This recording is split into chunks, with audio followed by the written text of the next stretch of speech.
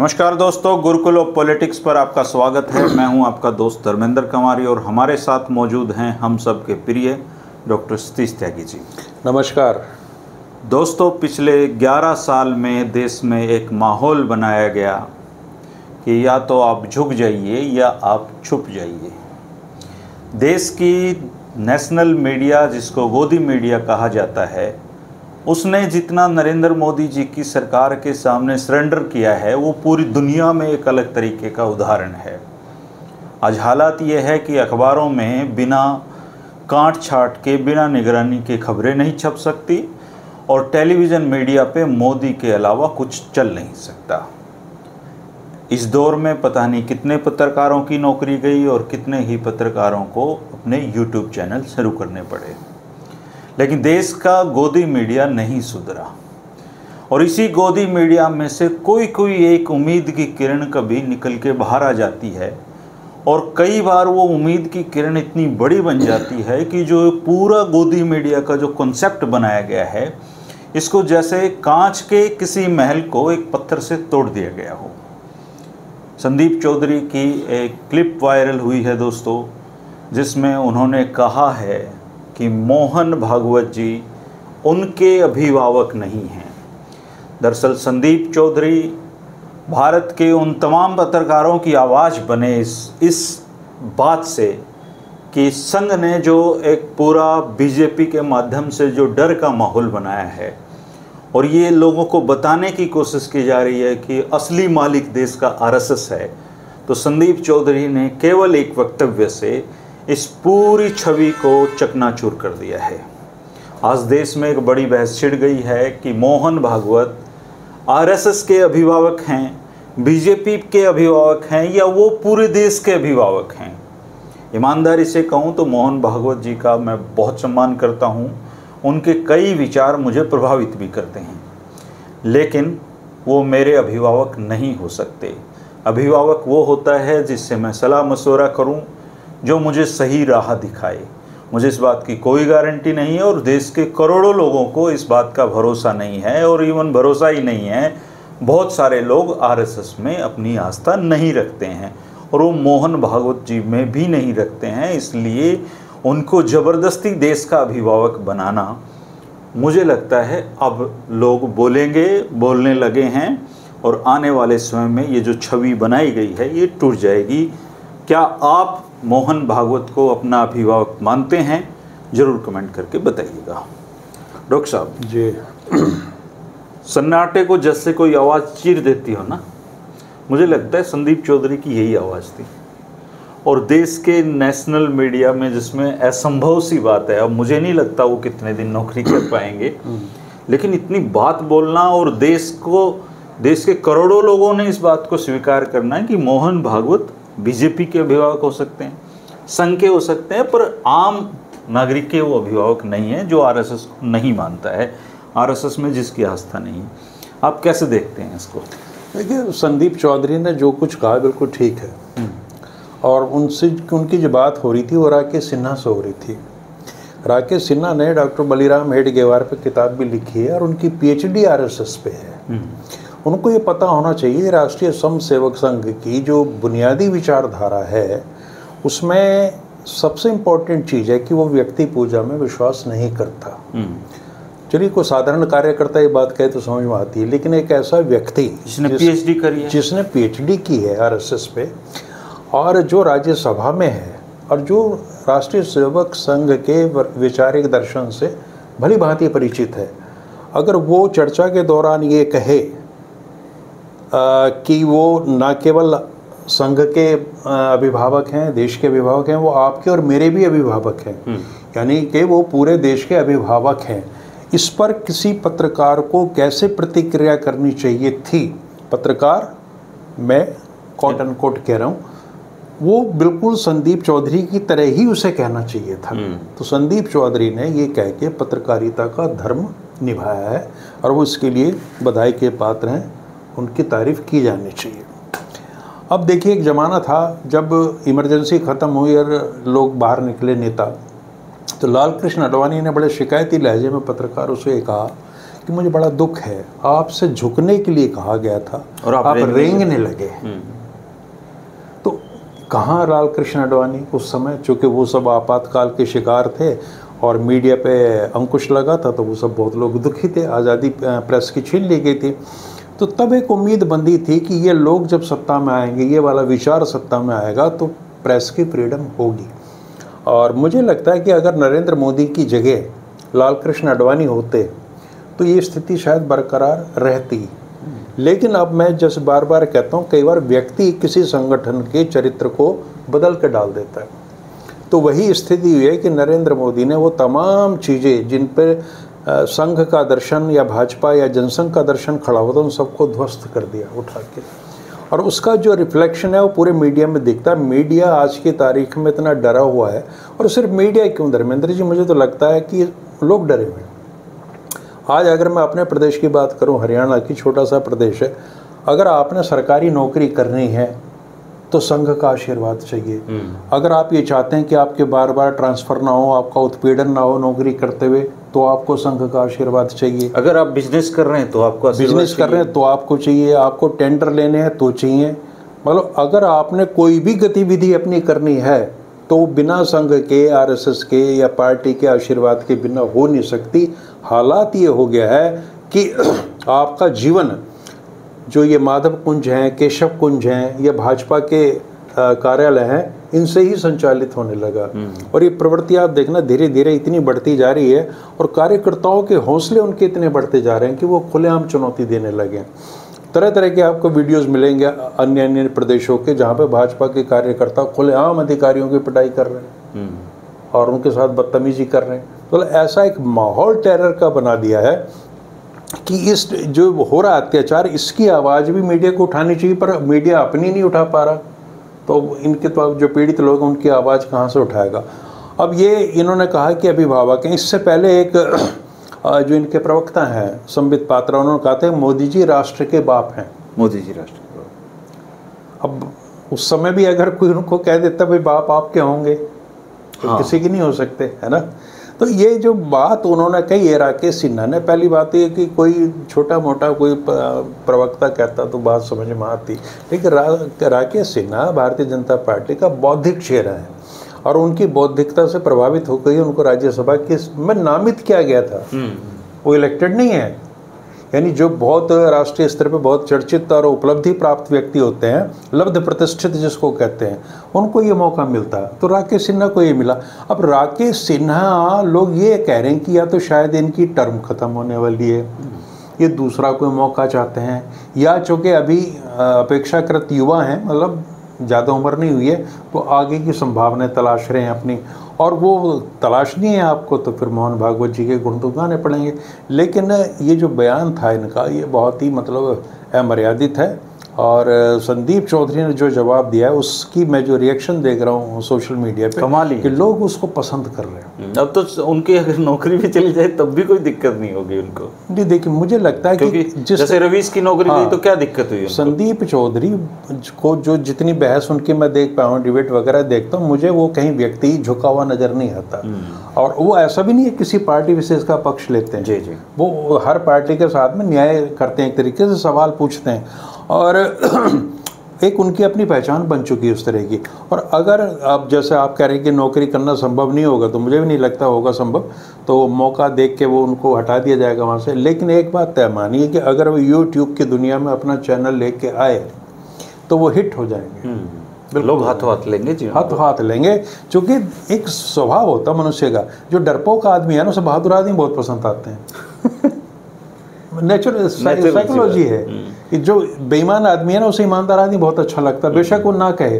तो इस देश में जो एक भय का, खौफ का माहौल है, उसमें एक पत्थर फेंका है संदीप चौधरी ने, और उसकी जो लहरें हैं बहुत दूर दूर तक जा रही हैं इस समय, और उसका असर देखने को मिलेगा। और इससे जो और हमारे पत्रकारिता से जुड़े लोग हैं, उनमें भी एक साहस पैदा होता है।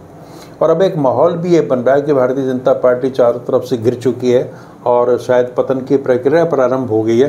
तो ऐसे में जो लोग हैं ना, जो डरे दबे पड़े रहते हैं, उनमें भी थोड़ा थोड़ा साहस आना शुरू हो जाता है। तो मुझे ये लग रहा है कि भारतीय जनता पार्टी के खिलाफ जो माहौल बन रहा है, ऐसे में जो भी पत्रकार आके इनके दमन का, इनके उत्पीड़न का विरोध करेगा, पत्रकारिता में उसका भविष्य उज्ज्वल ही रहेगा। अच्छा सर, जैसे एक व्यक्ति के रूप में मोहन भागवत जी को किसी भी सूरत में मतलब नफरत के पात्र तो वो है नहीं। देखिए, वो एक आरएसएस के मुखिया हैं, एक संगठन चलाते हैं, देश में वैचारिक उनका अपना एक एजेंडा है, करोड़ों लोग आरएसएस को फॉलो करते होंगे। व्यक्ति के रूप में मुझे लगता है मोहन भागवत जी से किसी को कोई दिक्कत नहीं होनी चाहिए। लेकिन मोहन भागवत से हमारी अपेक्षा भी क्या है? अपेक्षा भी क्या है? मोहन भागवत ना किसी संवैधानिक, मोहन भागवत या आरएसएस की हालत उस माँ की तरह है जिसका एक बिगड़ेल बेटा है और वो उसकी मानता नहीं, और लेकिन वो उसको फिर भी नसीहतें देते रहते हैं। यही है ना ये तो हालत आज के दिन। हाँ, आज की हालत ये है। लेकिन हो क्या रहा है कि जो संघ की बुनावट को जानते हैं, उन्हें ये पता है कि आरएसएस जो है एक इस तरह का संगठन है कि जितने उसके भी अंग प्रत्यंग है दुनिया भर के, चाहे वो वीएचपी हो, एबीपीपी हो या भाजपा हो, सब लोग संघ से ही ट्रेंड होकर वहाँ पे जाते हैं। और संघ के लोग जब ये दावा करते हैं कि हम अन्य संगठनों में कोई दखल नहीं देती, बिल्कुल झूठा है, झूठ बात है, गलत है ये। असल में ये संघ ही सबको चलाता है। हाँ हाँ, मोहन भागवत ने एक बार कहा भी था कि हम दखल नहीं देते, लेकिन हम नज़र रखते हैं, पैनी नज़र रखते हैं। अभी उनसे प्रश्न पूछा गया कि आप भाजपा का अध्यक्ष क्यों नहीं बन पा रहा, तो उन्होंने कहा कि हमने बनाना होता तो इतनी देर थोड़ी लगती। तो तरह तरह के चल रहे हैं आकलन, कयास लगाए जा रहे हैं। भी मुझे ऐसा लग रहा है कि जैसे जब संबित पात्रा ने कहा था कि मोदी देश का बाप है, तब वो करोड़ों लोगों को ये बताना चाहते थे कि तुम सुधर जाओ, बाप तो स्थापित कर चुके हैं हम।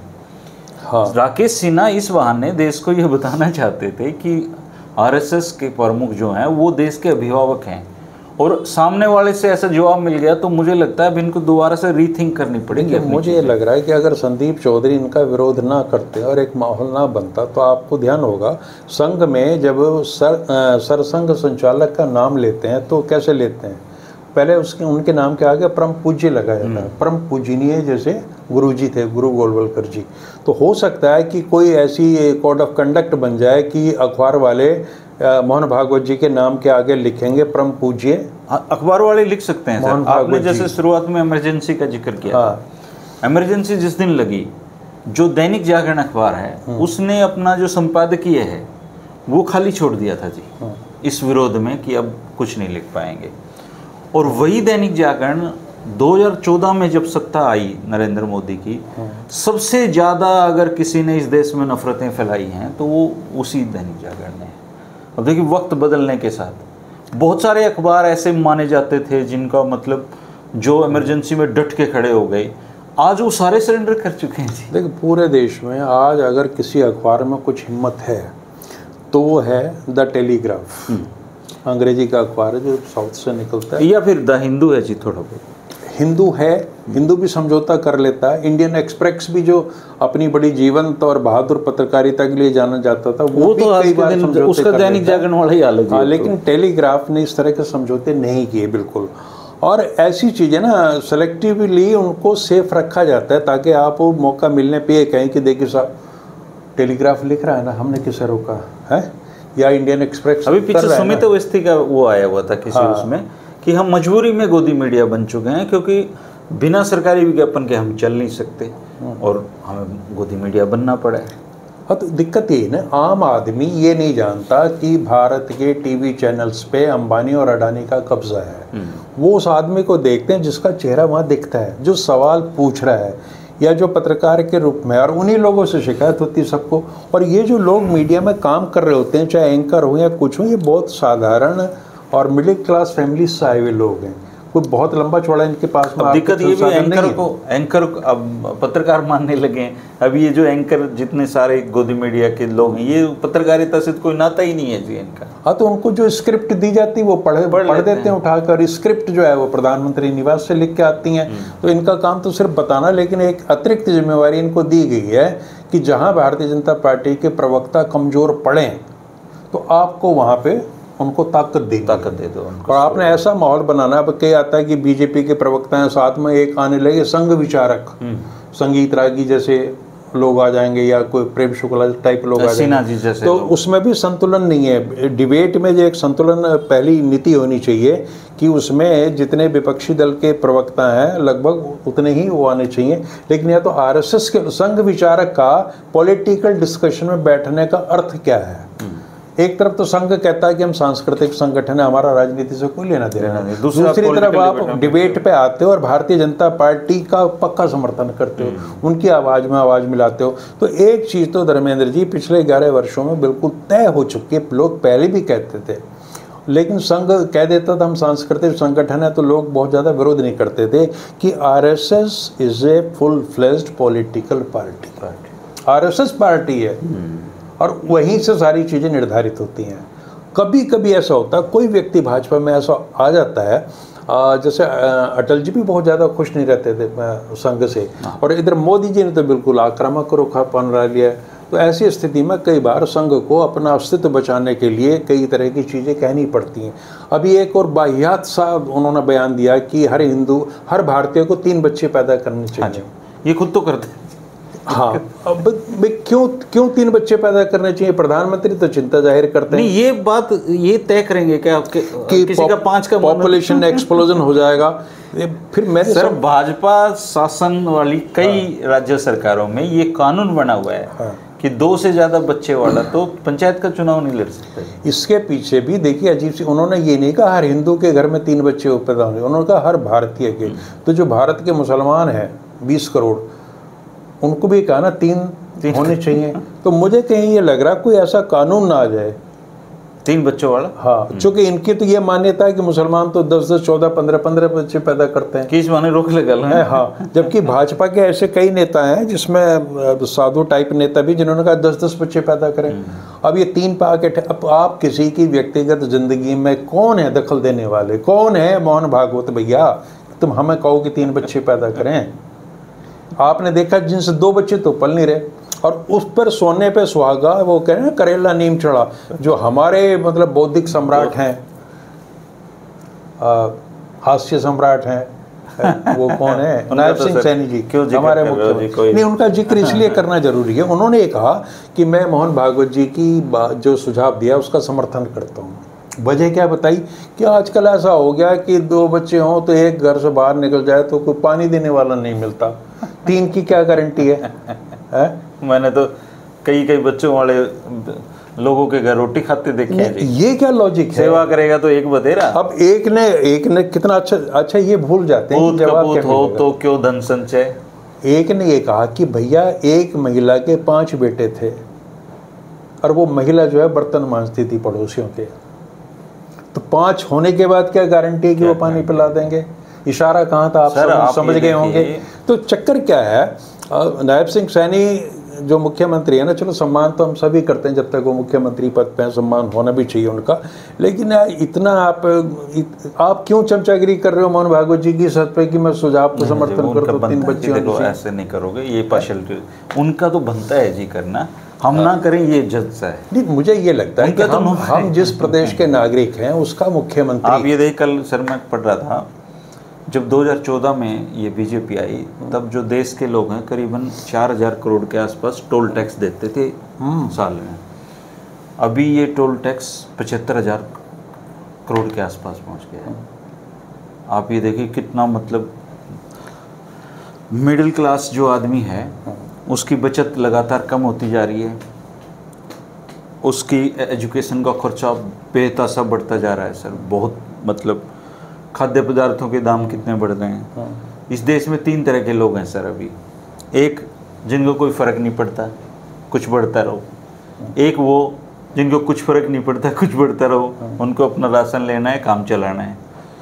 ये जो मिडिल क्लास है सर, ये लगातार बीपीएल श्रेणी में बढ़ता जा रहा है उसकी तरफ। और एक बच्चा अफोर्ड नहीं कर पा रहा सर। कोई आदमी अगर 20,000 रुपये महीना कमा रहा है और परिवार का इकलौता कमाने वाला है, एक बच्चे की परवरिश नहीं कर सकता वो ढंग से, 3 की कैसे करेगा? तो इन्हें इनकी इस बात की कोई चिंता नहीं है, इन्हें कोई फर्क नहीं पड़ता।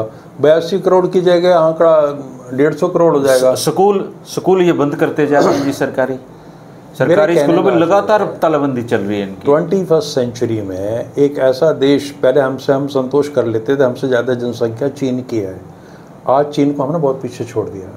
हमारी जनसंख्या पूरे वर्ल्ड में नंबर 1 पे है, और ऐसा देश जहाँ 82 करोड़ लोग 5 किलो अनाज पे जीवन जी रहे हो, वहाँ पर कोई ऐसा व्यक्ति जिसे जेड सिक्योरिटी मिली हुई है, जिसका कोई महत्व भी आज की सरकार में है, वो 3 बच्चे पैदा करने की सलाह दे रहा है, वो फैमिली प्लानिंग की बात नहीं कर रहा, तो ये कोई अच्छा लक्षण तो है नहीं। और जहाँ तक ये कहते हैं ना कि भी पानी देने वाला, ये इतना लॉजिक इतना कमजोर है। अब मनोहर लाल खट्टर हैं, उनके कोई भी नहीं है, क्या उनको कोई पानी नहीं देगा जी? मैं कहता हूँ वो पानी मांगे तो लोग SYL ला के दे देंगे उनके घर पे। वो तो उसके कारण पानी ना देने के कुछ और कारण हैं। लेकिन संदीप चौधरी ने सर आज इस बात को देश के मुंह में डालने की कोशिश की जा रही थी ना, उस बात को सिरे से खारिज कर दिया जी। इसीलिए संदीप चौधरी को लोग तारीफ कर रहे हैं। एक और सिनेरियो देखिए आप, अगर ये बात राकेश सिन्हा के अलावा कोई और मूर्ख सा प्रवक्ता होता है, इनका जो पूरी फौज है इनके पास, तो उसकी अर्थ पे संदीप चौधरी की लड़ाई कैसी होनी थी? लड़ाई होनी थी कि कैसे नहीं मानोगे, वो आपका बाप है। ये तो संदीप चौधरी कह रहा है यार मेरे माँ बाप जिंदा है भाई, राकेश मेरे अभिभावक। राकेश सिन्हा ये कहते रहे सुनिए सुनिए सुनिए सुनिए। वो पढ़े लिखे आदमी बेचारे, उसके एक्चुअली उसके ये समझ में नहीं आया कि अब मैं रिएक्ट कैसे करूं। सामने से बात उन्होंने काट दी, सिरे से नकार रहे, उसको ये समझ में नहीं आया कि अब अभिभावक बता तो दिया, साबित कैसे करूं। हाँ, नहीं उन्हें व्याख्या करनी चाहिए थी। देखिए अभिभावक में और माता पिता में फर्क होता है। संघ में अभिभावक का मतलब ये होता है जो आपके हित के बारे में सोचता है ना, लेकिन वो उतनी बौद्धिकता भी नहीं पैदा कर पाए वहाँ। वो जब तक बेचारा बोलता है वो तब तक काम हो लिया था जी। हमारे लिए चलो ये अच्छी बात है कि जो हमारे डरपोक साथी हैं, जो भय में है, खौफजदा, कोई किसी में तो हिम्मत आएगी, उनको शायद इससे प्रेरणा मिलनी चाहिए। और देश के लोगों को जरूर मिली है जी। हाँ, जो एक डर का माहौल तारीफ कर रहे हैं। राकेश सिन्हा के समर्थन में कोई नहीं आया, कोई नहीं। मजे की बात है। दोस्तों आप जरूर कमेंट करके बताना कि क्या आप अपना अभिभावक RSS या मोहन भागवत जी को मानते हैं, या आप अपना अभिभावक अपने माता पिता को मानते हैं। जरूर अपनी टिप्पणी दीजिएगा। देश की खामोशी को किसी ने तो तोड़ा है, किसी को तो शर्म आएगी और किसी की गैरत जागेगी। शुक्रिया, नमस्कार। नमस्कार।